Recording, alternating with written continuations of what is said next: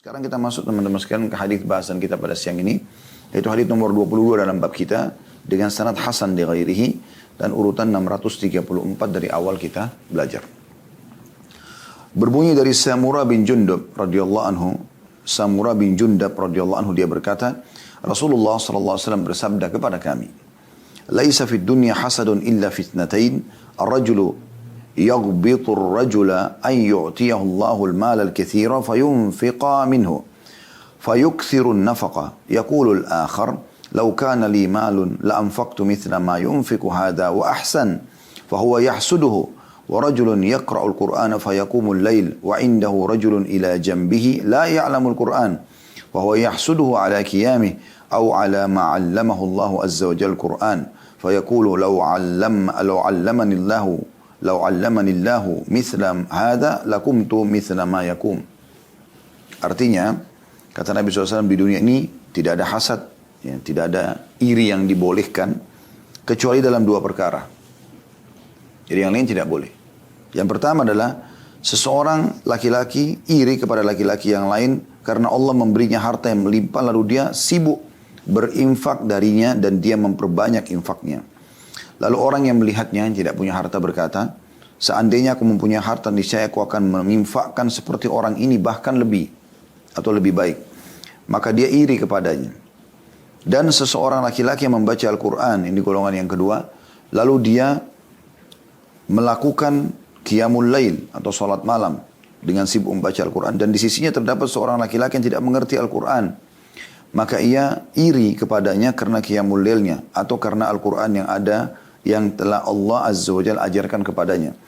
Dia berkata, seandainya Allah mengajarkan kepadaku seperti orang ini, niscaya aku akan melakukan qiyamul lail seperti dia. Hadis ini diriwayatkan oleh Tabarani dalam Mu'jamul Kabir, dan juga pada sanadnya terdapat kelemahan. Hanya saja Syekh Albani rahimahullah, ya, beliau meneliti hadis ini dan kemudian dengan banyaknya jalur, maka beliau meningkatkan kepada hasan li ghairihi.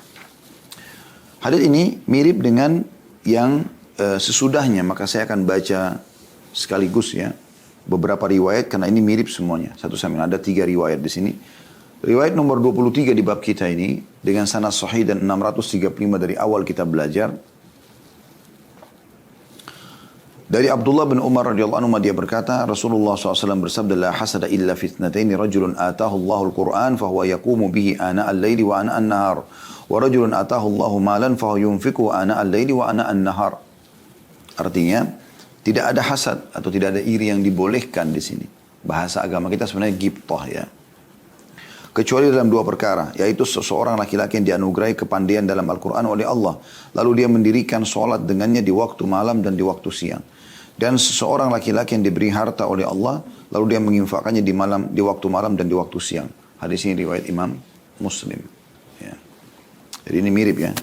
Kemudian ada riwayat yang ketiga, yaitu riwayat nomor 24 di bab kita, Hasan Sahih, dan urutan 636 dari awal kita belajar. Dari Yazid bin Akhnas, salah seorang sahabat Nabi radhiyallahu anhu, bahwa beliau berkata, Rasulullah SAW bersabda, la tanafusa, dalam kurung, bainakum, illa fitnatain. Rajulun atahu Allah Qur'ana fahuwa yakumu bihi ana al-layli wan nahar, dalam kurung, wa yattabi'u ma fihi. Fayaqulu rajul, lau anna Allah a'tani ma a'ta fulanan fa aqumu bihi kama yakum. Wa rajulun a'tahu Allah malan fa huwa yunfiqu minhu wa yatasaddaq fa yaqulu rajulun mithla dhalik. Tidak ada persaingan di antara kalian, ya, tidak ada persaingan dalam kurung di antara kalian di sini. Tadi saya sebutkan dalam kurung dalam bahasa Arab bainakum ya. Terjemahnya di antara kalian. Kata Nabi SAW, tidak boleh ada persaingan di antara kaum muslimin kecuali dalam 2 perkara. Ini boleh orang bersaing positif ya. Yaitu seorang laki-laki diberi Al-Quran oleh Allah, dia hafal, bacanya bagus, atau dia rutin membacanya, ya. Maka dia menunaikan sholat dengannya siang dan malam hari, dalam kurung dengan mengikuti tuntunannya. Maksudnya bacaannya benar. Lalu ada seorang laki-laki berkata, yang tidak punya kesempatan seperti orang ini, ya. Seandainya Allah menganugerahkanku seperti yang diberikan kepada fulan, maksudnya dari bacaan yang bagus, hafalan yang banyak, maka aku akan melakukan sholat seperti yang dilakukannya. Dan seorang laki-laki yang dianugerahkan harta oleh Allah, lalu dia menginfakkan dan bersedekah, sibuk bersedekah dengannya, maka seorang laki-laki lain mengucapkan seperti itu. diriwayatkan oleh Tabarani dalam Mu'jamul Kabir dan rawi-rawinya adalah thiqat dan terkenal atau terpercaya dan terkenal ya. Para thiqat ya, maksudnya orang-orang yang terpercaya yang terkenal ya. Kemudian hadis nomor 25 dengan sanad sahih 637 ini hadis yang keempat tapi riwayat saja. Maksudnya hanya dikatakan hadis ini yang senada diriwayatkan oleh Abu Ya'la dengan sanad jayyid. Ini tidak ada penyebutan lafaz hadisnya tapi mirip dengan ini. Makanya tadi saya katakan cuma 3 buah riwayat. Baik, hadis ini teman-teman adalah hadis yang mulia sekali. Hadis yang sangat mulia. Bagaimana seorang muslim diberikan kesempatan oleh Allah Subhanahu wa taala agar dia bisa mendapatkan ekstra pahala dari niat yang baik, niat yang tulus ya. Seperti apa yang diniatkan oleh orang lain atau dikerjakan orang lain, maaf. Diniatkan untuk dikerjakan oleh orang lain. Walaupun dia belum mampu mengerjakannya, tapi di sini betul-betul dia tidak mampu, tidak ada kemampuan untuk mengerjakan. Misalnya dia sakit sehingga dia tidak bisa sholat malam, atau dia tidak bisa baca Al-Quran, kemudian dia lihat orang baca Quran, atau orang sibuk berinfak, dan dia tidak punya harta, tapi dia juga pengen sekali. Kalau betul-betul karena itu ada halangannya, kemudian dia tulus, ikhlas ingin, maka Allah akan berikan pahala yang sama. Tidak masuk dalam hal ini teman-teman sekalian kalau seandainya ada orang yang hanya menggunakan niatnya. Misal dia punya harta. Tapi dia bilang, saya niat aja deh bangun masjid seperti si fulan. Ya. Bangun rumah anak yatim seperti si fulan. Dia cuma niatkan saja. Padahal dia punya kemampuan, ini tidak dapat di sini. Karena sebenarnya dia bisa lakukan. Gitu kan? Sama juga dengan orang bisa baca Quran. Sudah dikatakan, sudah temannya suka baca Quran di kantor. Udah saya niat deh. Saya ingin baca Quran seperti dia. Padahal sebenarnya dia mampu baca. Bukan dia tidak mampu. Maka dalam hadis ini ada batasannya. Maksudnya adalah orang yang tidak bisa melakukan seperti orang yang sedang dia lihat dari kebaikan. Baik itu menginfakkan harta yang banyak, melimpah. Dia tidak punya harta yang sama. Atau orang yang sibuk terus membaca Al-Quran. Karena hafalannya dan juga bacaannya bagus. Sibuk di siang dan malam hari. Sementara orang yang satu ini nggak punya kemampuan untuk membaca. Dalam arti kata dia belum bisa membacanya. Kalau dia sudah punya membaca, harusnya dia lakukan hal yang sama. Seperti itu kurang lebih. Ya. Ini poin yang perlu digarisbawahi di awal penjelasan umumnya hadis-hadis ini. Baik, kita masuk ke pelajaran pertama dari hadis adalah potongan sabda Nabi SAW, "Laisa fid dunya hasadun illa fitnatain." Ini potongan hadis nomor 22. Kemudian potongan hadis ya, yang selanjutnya, "La hasada illa fitnatain." Dan potongan hadis yang ketiga, "La tanafus bainakum illa fitnatain." Artinya riwayat yang pertama, tidak ada di dunia ini yang boleh orang saling iri ya, kecuali iri pada dua keadaan orang atau dua orang ya, dua jenis manusia. Riwayat yang kedua, tidak boleh iri kecuali pada dua golongan. Riwayat yang ketiga, tidak boleh bersaing di antara kalian kecuali pada dua hal. Ini potongan pelajaran pertama dari hadis. Artinya ada motivasi dari Nabi SAW kalau kita lakukan ya, mengejar pahala dari dua golongan manusia ini, karena kita belum bisa melakukannya, karena belum punya kemampuan, maka kita akan dapat pahala yang sama. Nah ini poin ya, yang perlu digarisbawahi tentang masalah anjuran Nabi SAW. Dan bahkan makna riwayat yang ketiga, la tanafus, tidak ada persaingan. Makna ini kita disuruh bersaing, ayo bersainglah di situ. Ya. Bersainglah di situ.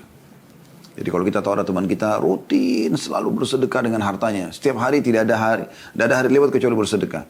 Sementara kita nggak punya kemampuan. Kita juga ingin sedekah sebenarnya. Tapi kita nggak punya kemampuan.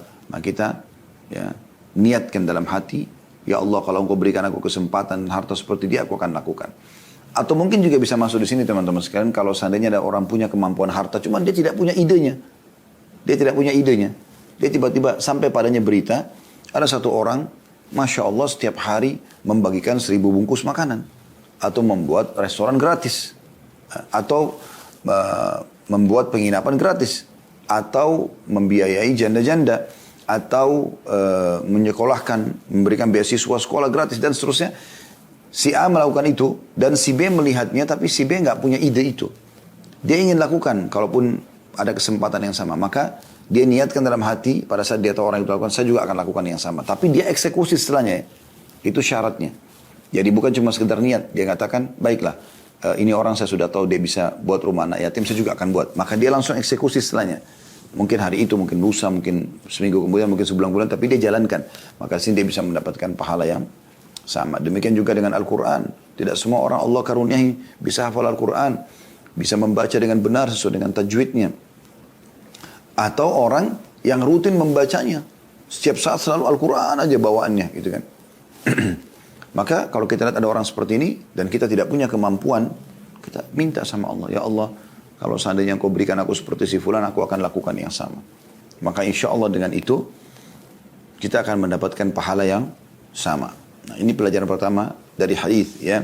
Artinya kita dianjurkan untuk saling mengejar kesempatan menambah pahala kita dengan niat dari hati tulus, ya, karena Allah SWT, apa yang dikerjakan oleh orang lain yang memang kita nggak punya kemampuan untuk mengerjakannya.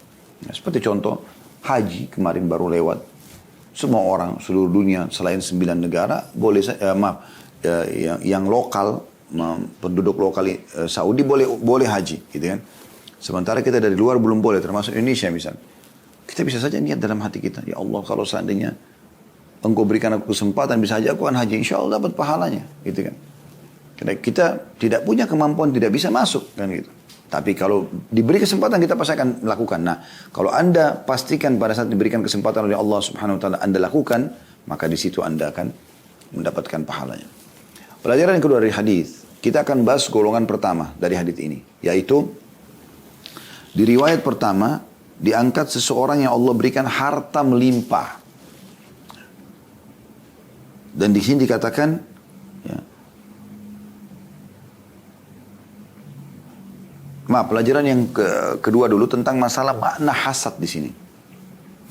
Sebenarnya hasad itu, ya, kalau Anda iri pada orang dan berharap nikmat itu hilang dari dia. Misalnya Anda cemburu pada seseorang, lalu Anda berharap orang itu misalnya dia gagah atau dia cantik atau dia kaya atau dia pintar. Anda berharap mudah-mudahan dia celaka, mudah-mudahan dia benar dikit. Anda harap keburukan itu tidak boleh. Ini namanya iri yang haram. Ini yang disebutkan dalam sebuah hadis Nabi SAW, hati-hati kalian dengan hasad atau iri yang seperti ini. Cemburu dengan orang tapi berharap hilang nikmat itu pada dia. Karena sungguhnya hasad yang seperti ini kata Nabi SAW akan membakar pahala sebagaimana api membakar kayu bakar. Nah, ini pelajaran penting tentang makna hasad.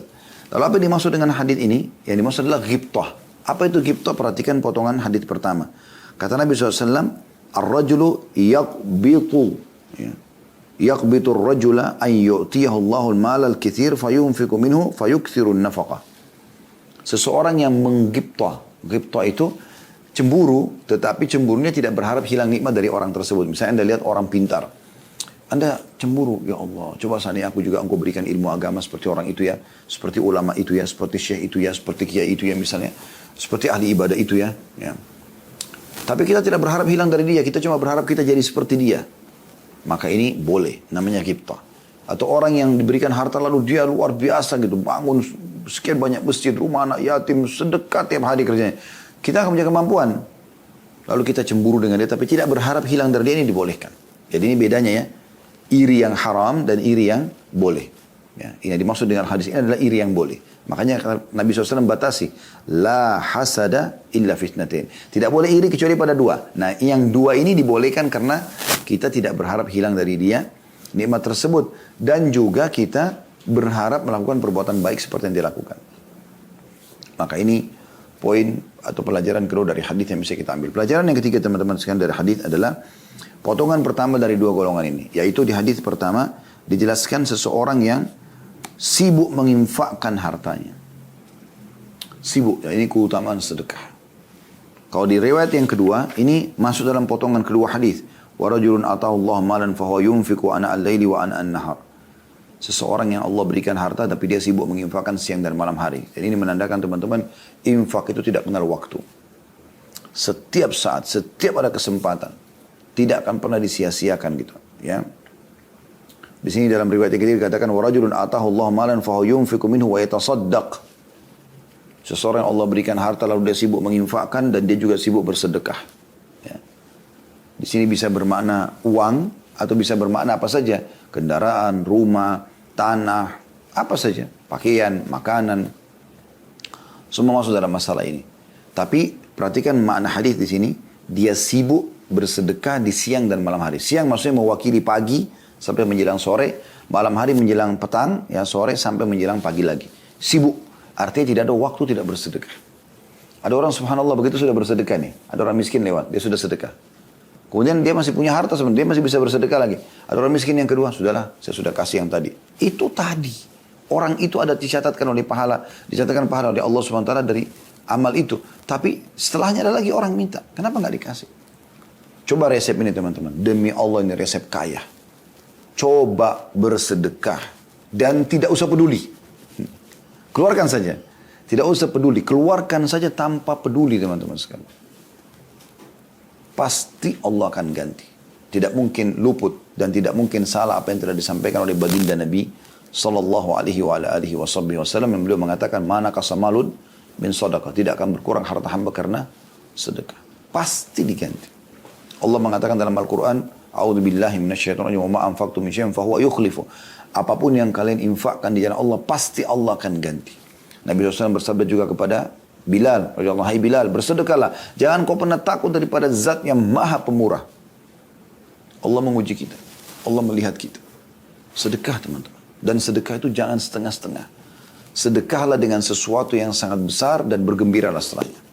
Karena Allah pun akan memberikan kepada anda apa yang membuat anda gembira. Demi Allah ini praktikin teman-teman resep yang luar biasa. Kami sudah praktikin luar biasa. Luar biasa. Tidak usah peduli. Berikan saja dengan Allah subhanahu wa ta'ala. Dan lihat hasilnya setelah itu. Maka ini keutamaan tersendiri. Dan ada orang sibuk dengan ini teman-teman, kita harusnya ghibthah dengan dia. Kita merasa cemburu tapi tidak berharap nikmat itu hilang dari dia. Anda bertanya bagaimana sih Ustaz orang yang berharap nikmatnya hilang? Misal contoh ada teman tetangga Anda beli mobil baru. Anda cemburu. Karena mobil itu mungkin dipakai dakwah, mungkin dipakai untuk kebutuhan kebaikan untuk antar keluarganya. Atau kebaikan harta yang diinfakkan sama dia termasuk. Karena Anda cemburu kok baru mobil baru kemarin sekarang sudah mobil baru lagi. Gitu kan. Misal contoh.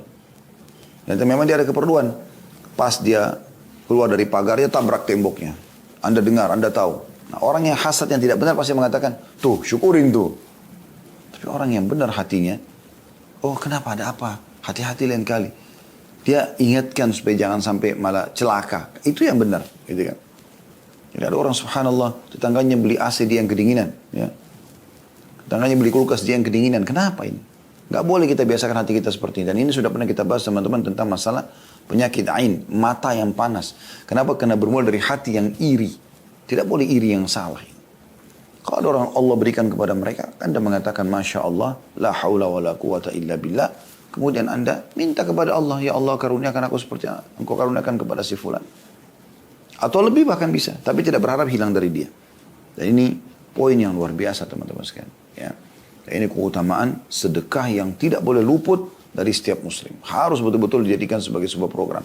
Jangan pernah luput hadis Nabi SAW yang berbunyi dalam hadis Bukhari, Allah turunkan setiap pagi 2 malaikat. Kejar selalu keutamaan ini.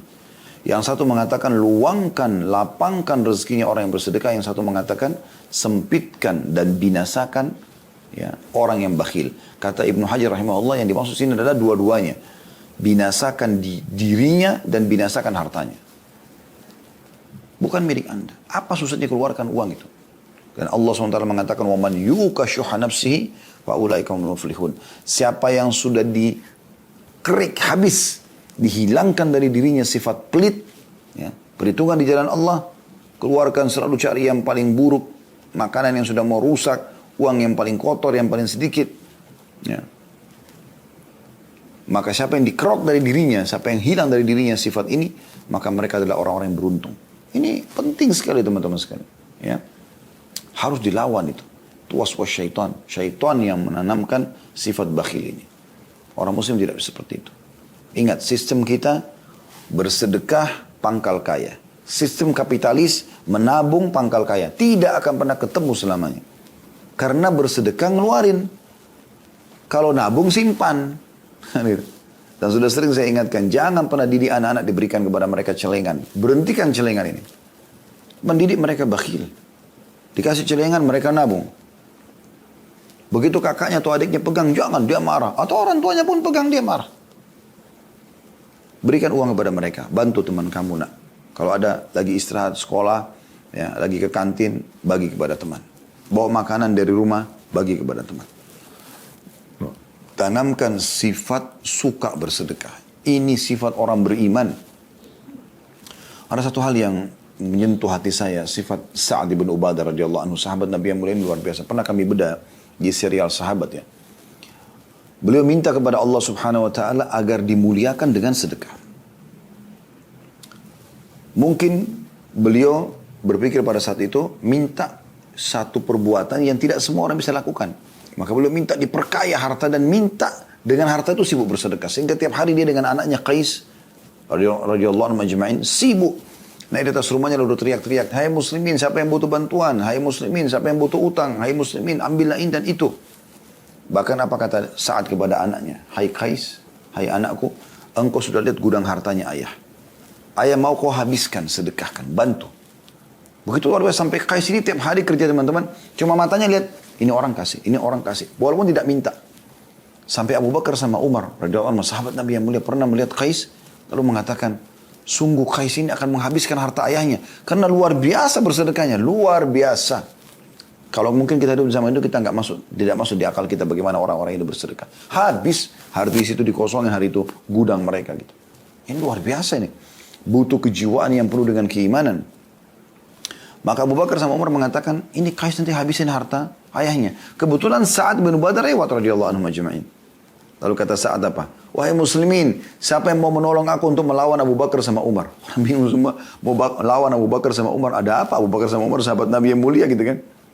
Terus ada yang mengatakan, "Kenapa hai Sa'ad, ada apa?" Dia bilang, "Karena saya mengajarkan anak saya supaya dermawan, mereka berdua malah mengajarkan anak saya untuk tidak dermawan."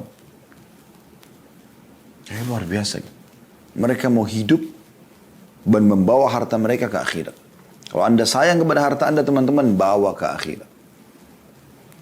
Jangan pernah ada orang miskin depan mata anda kecuali anda sudah berikan sesuatu. Berikan akhi dan ukhti. Berikan sesuatu apa saja. Dan demi Allah praktekin ini. Saya sumpah sama Allah, anda akan dapatkan hal yang luar biasa. Allah akan bukakan anda rezeki yang anda tidak sangka-sangka. Syaitan yang membuat anda takut. Cukup banyak ayat tentang masalah infak dalam Al-Quran yang membahas masalah ini ya. Banyak sekali.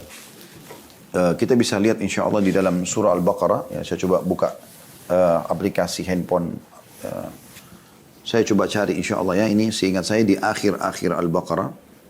Ada beberapa ayat sangat menarik untuk dibahas berhubungan dengan masalah sedekah ini. Ya bisa dilihat di Al-Baqarah surah nomor 2 ayat 261 ya.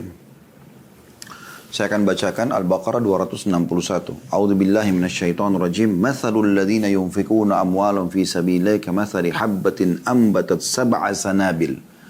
Kamathali habbatin ambatat sab'a sanabila fi kulli sumbulatin mi'atu habbah. Wallahu yudha'ifu man yasha' wallahu wasi'un alim. Perumpamaan nafkah yang dikeluarkan oleh orang-orang yang menafkahkan hartanya di jalan Allah. Ini Allah yang berfirman. Saya cuma menyampaikan. Tuhan anda dan Tuhan saya yang mengatakan ini.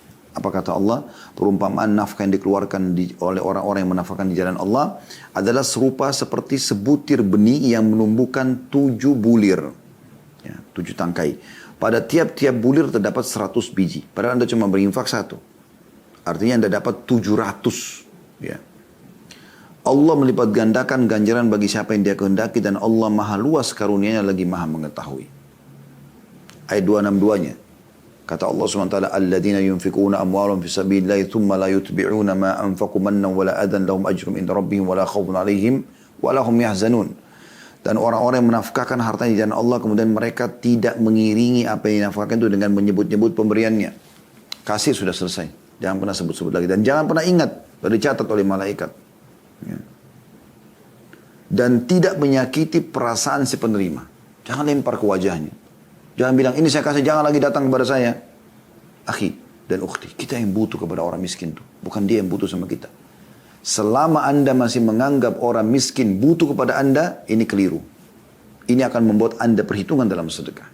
Tapi balik keadaan sekarang, mulai detik ini, ya, anda ubah persepsi anda, bahwasanya kalau ada orang miskin minta, kitalah yang butuh. Itu yang benar. Bukan dia.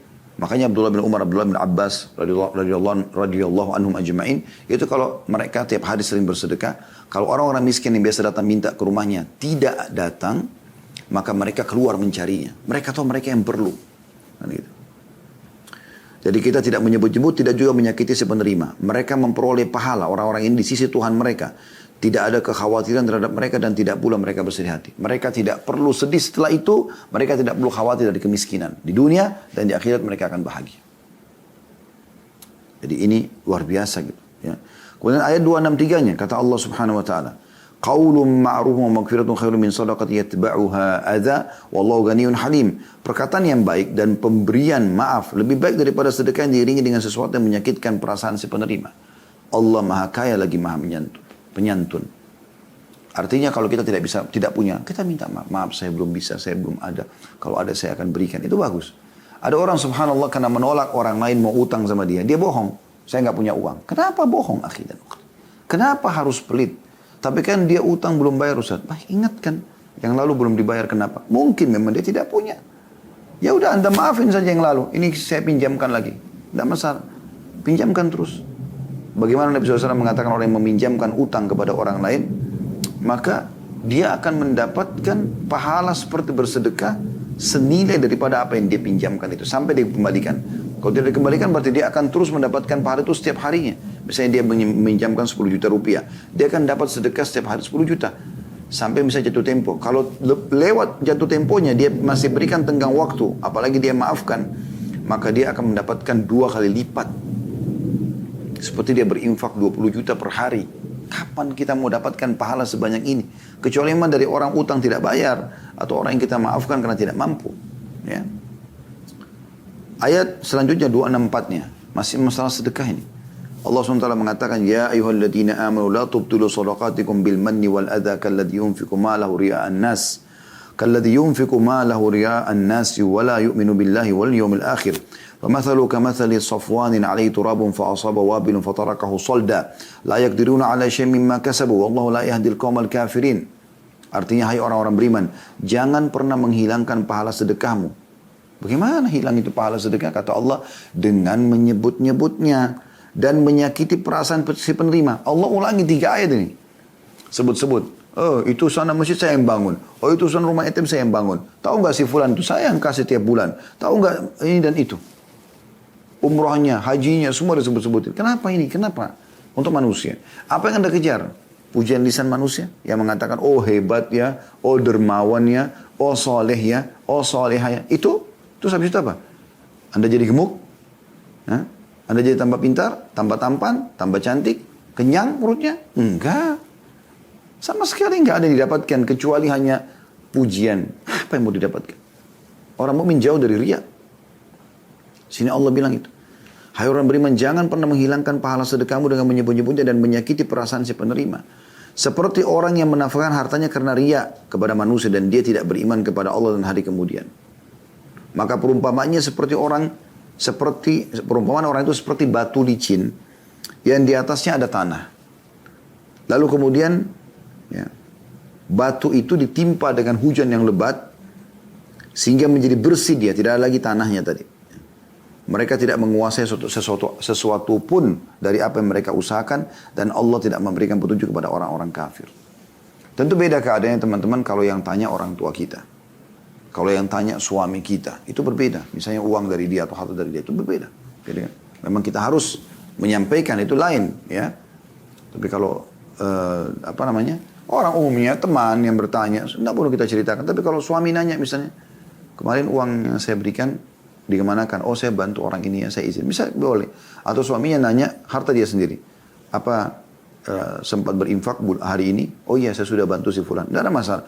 Insya Allah antara suami istri, antara orang tua sama anak, ini tidak ada riya biidznillah ta'ala. Dia bisa kontrol itu ya. Atau mungkin seorang atasan di perusahaan, dia tanya ya, bagian finance, bagian akuntingnya. Dia tanya, uang yang saya rutin keluarkan sebulan sudah dikeluarin belum? Dia tanya. Dia perlu tanya, oh iya sudah dikeluarkan misalnya. Nah, itu boleh saja. Ya. Kemudian Allah mengatakan, saya ulangi lagi terjemahnya, perumpamaan orang-orang yang membelanjakan hartanya karena mencari. Hai orang beriman, jangan kalian menghilangkan pahala sedekah kalian dengan menyebut-nyebutnya dan menyakiti perasaan si penerima. Seperti orang yang menafkahkan hartanya karena riya. Ya. karena manusia. Dan dia tidak beriman kepada Allah hari kemudian. Maka perumpamaan orang ini seperti batu yang licin. Di atasnya ditaruh pasir, tanah. Nah tanah ini diibaratkan dengan amalnya dia. Kemudian dihantam dengan hujan yang lebat. Sehingga menjadi bersihlah batu itu. Artinya tidak ada sama sekali yang diterima hari kiamat. Mereka tidak menguasai sesuatu pun dari apa yang mereka usahakan. Dan mereka tidak akan dapat apa-apa. Dan Allah tidak memberi petunjuk kepada orang-orang kafir. 265-nya masih masalah infak, sedekah. وَمَثَلُ الَّذِينَ يُنْفِقُونَ أَمْوَالَهُمْ ابْتِغَاءَ مَرْضَاتِ اللَّهِ وَتَثْبِيتًا مِنْ أَنْفُسِهِمْ كَمَثَلِ جَنَّةٍ بِرَبْوَةٍ أَصَابَهَا وَابِلٌ فَآتَتْ أُكُلَهَا ضِعْفَيْنِ فَإِنْ لَمْ يُصِبْهَا وَابِلٌ فَطَلْ وَاللَّهُ بِمَا تَعْمَلُونَ بَصِيرٌ. Dan perumpamaan orang-orang yang membelanjakan hartanya karena mencari keridhaan Allah dan untuk keteguhan jiwa mereka. Mereka mau karena mencari ridha Allah, mereka mau dapat pahala di akhirat dan untuk membuat jiwa mereka supaya tidak bakhil. Seperti sebuah kebun yang terletak di daratan tinggi yang disiram oleh hujan lebat. Maka kebun itu menghasilkan buahnya 2 kali lipat. Jika hujan lebat tidak menyiraminya, maka hujan gerimis pun memadainya. Dan Allah maha melihat apa yang kamu perbuat. Jadi perumpamaan orang yang seperti ini seperti orang yang walaupun kecil dia bersedekah. Tapi karena keikhlasan dirinya, maka dia akan dapat seperti kebun yang subur sekali. Ya. Jadi ini ya, yang diingatkan oleh Allah subhanahu wa ta'ala. Kemudian ayat 2, saya langkai satu ayat ya. Ada ayat 266-nya. Saya langkah ke ayat 267-nya langsung. Kita mau saksi bahasannya. Ya ayyuhalladzina amanu anfiqu min thayyibati ma kasabtum wa mimma akhrajna lakum minal ard. Wa la tayammamul khabitha minhu tunfikuna wa lastum biakhidhi illa an tughmidu fi. Wa'alamu anna Allah ghaniyun hamid. Subhanallah, ayat ini perhatikan terjemahan teman-teman. Seperti Allah sedang, memang Allah lagi bicara dengan kita. Walaupun Allah ya di sini melalui Al-Quran, kalamullah, perkataan Allah, tapi Allah kita tidak dengarkan suara Allah, tapi Allah berbicara dengan kita. Perhatikan, Allah bicara jelas sekali gitu. Orang beriman tentu tersentuh secara keimanan. Apa kata Allah? Hai orang-orang beriman. Allah panggil kita. Nafkahkan di jalan Allah sebagian dari hasil usahamu yang baik-baik dan sebagian dari apa yang kami keluarkan dari bumi untuk kamu. Ya, apakah itu pertanian, perkebunan, atau pertambangan. Allah suruh keluarkan. Bukan semuanya, sebagiannya. Keluarkan. Sebagian juga pakai untuk kebutuhan kita. Gitu. Lalu apa kata Allah? Dan janganlah kamu memilih yang buruk-buruk, lalu kamu nafkahkan darinya. Makanan yang sudah mau rusak, pakaian yang sudah lusuh. Ya. Enggak, kata Allah. Jangan. Padahal kamu sendiri tidak mau mengambilnya melainkan dengan memincingkan mata terhadapnya. Kayak orang yang gimana sih kalau orang menolak terpaksa ngambil kayak orang kecilin matanya. Nah seperti itu. Kan biasa kalau kita dapat makanan bekas atau naudzubillah apalah pakaian bekas atau kita mungkin kalaupun terima kayak orang yang terpaksa. Nah Allah menggunakan istilah itu teman-teman. Bayangkan. Jangan kalian berinfak seperti ya orang sebuah barang yang kalian infakkan itu, kecuali kalau kita tidak punya kecuali itu ya, kita nggak punya barang kecuali itu. Tapi kalau kita masih punya, ya yang bagus kemudian kita sengaja keluarkan yang buruk saja, maka Allah berikan perumpamaan. Jangan kau infakkan di jalanku, kata Allah SWT. Suatu benda yang buruk yang sebenarnya kamu pun kalau dikasih benda yang sama, kamu memincingkan mata pada saat menerimanya kayak orang yang berat gitu menerimanya. Ya. Itu luar biasa. Ini Allah bicara dengan sangat jelas. Dan janganlah kamu memilih yang buruk-buruk lalu kamu menafkahkan daripadanya. Padahal kamu sendiri tidak mau mengambilnya melainkan dengan memincingkan mata terhadapnya. Dan ketahuilah Allah maha kaya dan maha terpuji. Yang sedang kau berikan di jalannya ini, Allah yang memerintahkan itu maha kaya. Dia bisa memberikan kamu seluruh dunia ini. Teman-teman sekalian. Lalu Allah ingatkan di ayat 268, ini penting. Ini yang tadi kita titik beratkan. Yang selalu membuat kita berat untuk bersedekah, diikuti dengan ketakutan dan kekhawatiran nanti miskin, nanti tidak makan, nanti gini. Syaitan. Allah tekankan dan ini dari 1400 tahun yang lalu ayat ini sudah turun dan akan terus ditilawakan oleh orang-orang beriman sampai menjelang hari kiamat. Ayat Al-Baqarah 268 kata Allah, Asy-syaitanu ya'idukumul faqra wa ya'murukum bil fahsya wallahu ya'idukum magfiratan minhu wa fadla wallahu wasi'un alim. Syaitanlah yang telah menakut-nakuti kamu dengan kemiskinan karena bersedekah dan menyuruh kau berbuat kejahatan atau kikir. Sedangkan Allah menjadikan untukmu ampunan daripadanya dengan sedekah itu dan karunia, rezeki yang luas. Dan Allah maha luas karunia dan lagi maha mengetahui. Jadi ini luar biasa ini. Ya. Ayat 269 Allah mengatakan, yu'til hikmata man yasha' wa man yu'tal hikmata faqad utiya khairan katsira wa ma yadhakkaru illa ulul albab. Allah menganugerahkan al-hikmah atau kefahaman terhadap Al-Quran dan sunnah ini. Ya. Sehingga bisa dia pahami teorinya, kemudian dia amalkan dalam kehidupannya. Kepada siapa yang dikehendakinya. Semoga kita termasuk insyaAllah. Allahumma amin.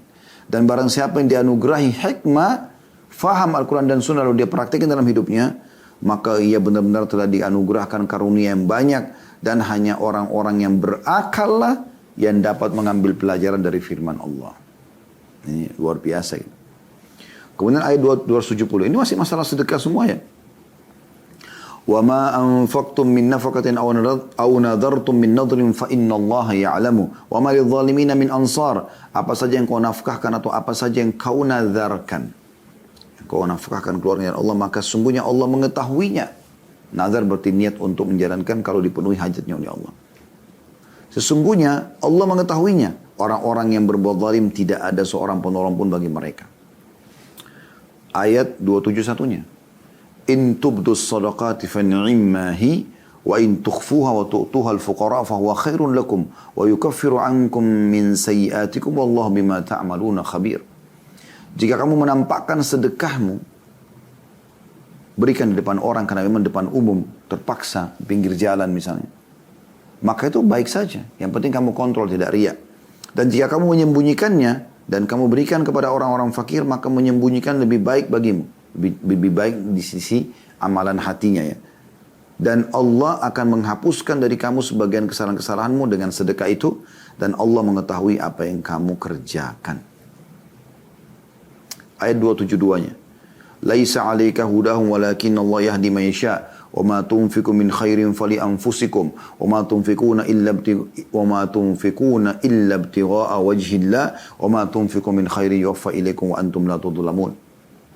Bukanlah kewajibanmu menjadikan mereka mendapat petunjuk.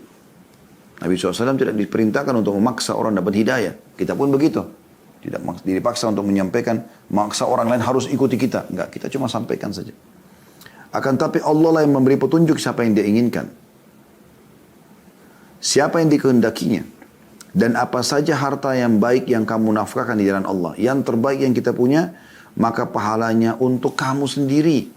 Kita akan panen hari kiamat. Dan janganlah kamu membelanjakan sesuatu melainkan karena mencari keridhaan Allah. Dan apa saja harta yang baik yang kamu nafkahkan, niscaya kamu akan diberi pahalanya dengan cukup. Sedangkan kamu sedikit pun tidak dianiaya. Ya. Ini luar biasa ini. Bagaimana Allah SWT mengingatkan itu. Ayat 273-nya Allah mengatakan, للفقراء الذين أحصروا في سبيل الله لا يستطيعون ضربا في الأرض يحسبهم الجاهل أغنياء من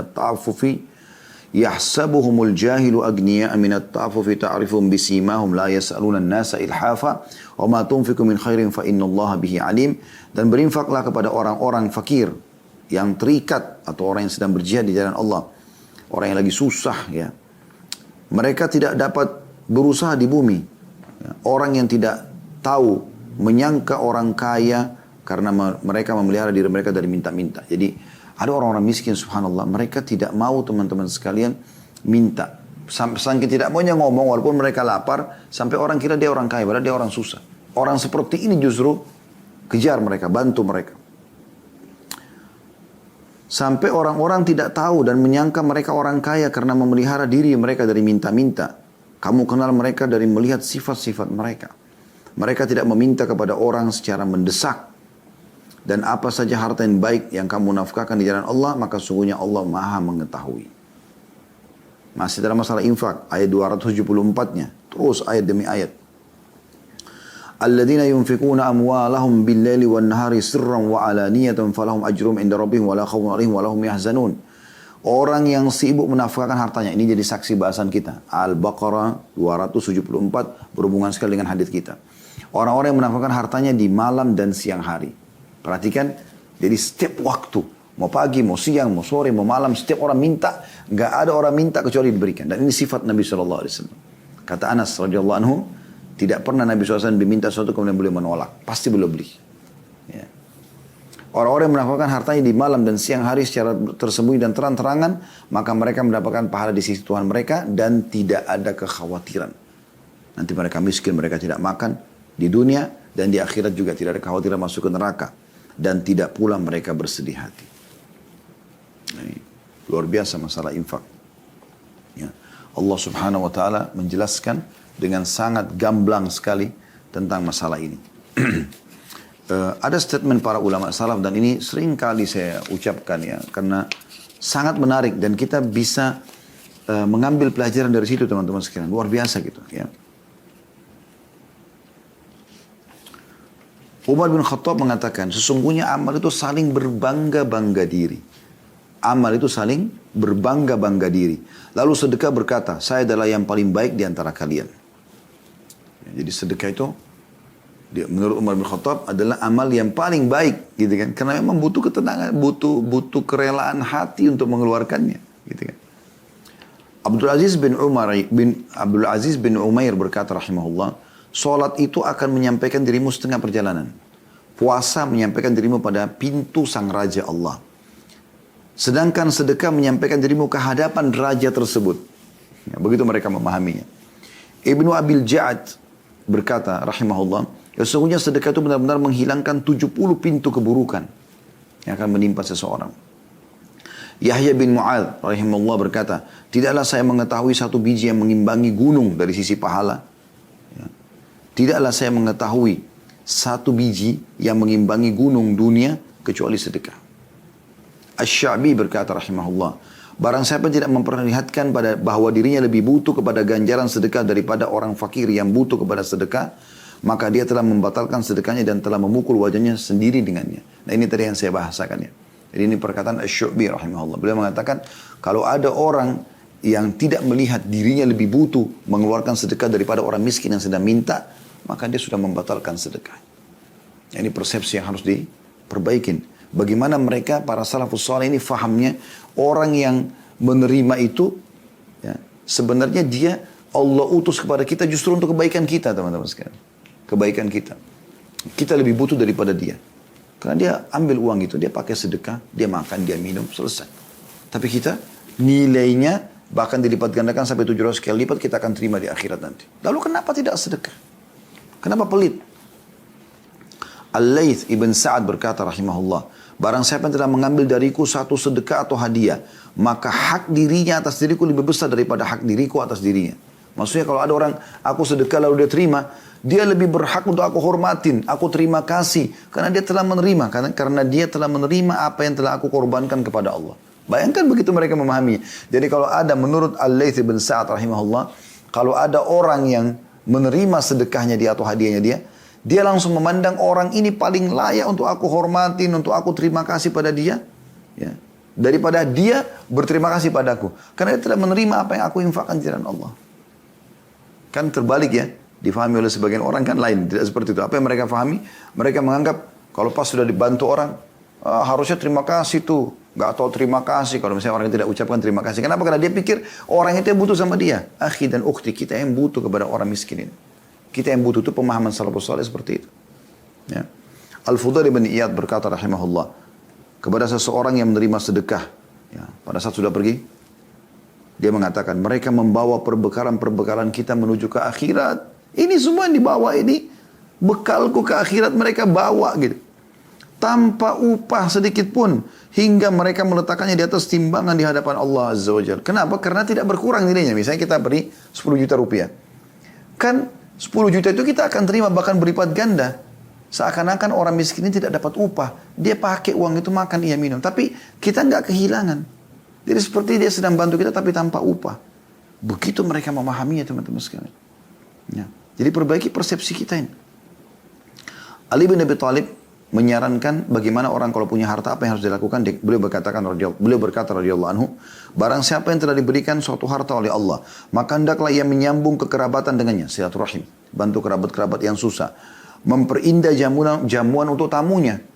Jangan dianggap mubadzir, berikan makanan yang terbaik buat tamu, menolong seseorang yang membutuhkan, membebaskan tawanan, membantu Ibnu Sabil atau orang terputus jalan, orang-orang fakir miskin, para mujahidin, dan dia bersabar atas musibah yang menimpa hartanya. Beri tipu orang, mungkin ada ini, mungkin ada itu. Ya. Karena dengan perkara-perkara itu, dia akan memperoleh kemuliaan dunia dan akhirat. Abu Hatim berkata, bakhil, rahimahullah, beliau mengatakan, bakhil, pelit itu adalah sebuah pohon di neraka. Sedangkan ranting-rantingnya ada di dunia. Maka barang siapa yang bergelantungan pada salah satu dari ranting-ranting itu, niscaya dia akan menjerumuskannya ke dalam neraka.